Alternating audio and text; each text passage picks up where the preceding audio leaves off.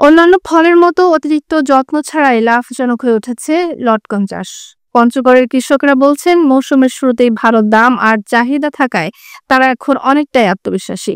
দেখুন আসাদুজ্জামান আফিলের পাঠানো রিপোর্ট।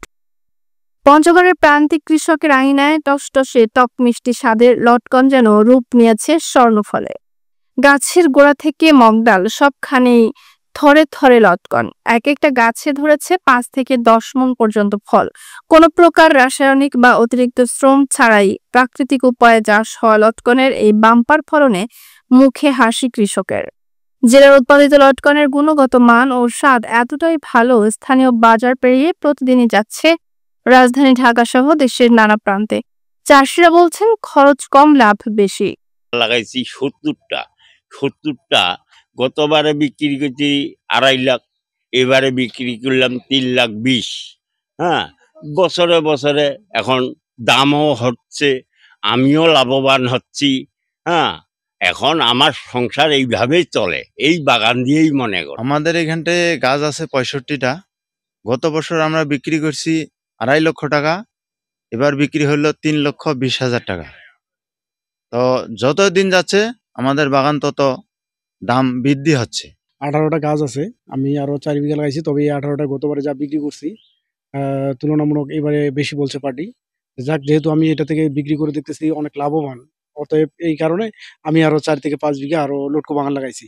তবে আমরা যেটা লাগাইছি এটা অনেক ভালো জাত এবং অনেক সুস্বাদু, মিষ্টি, খুব সুন্দর লাগে খেতে এবং পার্টিরও চাহিদা থাকে। এবং এটাতে যদি কেউ লাগাইতে চায় লাগাইতে পারেন, অনেক লাভবান একটা ফসল। আমার প্রায় 1 বিঘার মতো লটকন বাগান। তো গতবারের থেকে লটকনে এবার বাম্পার ফলনের পাশাপাশি আবার দামও কিন্তু অনেক ভালো।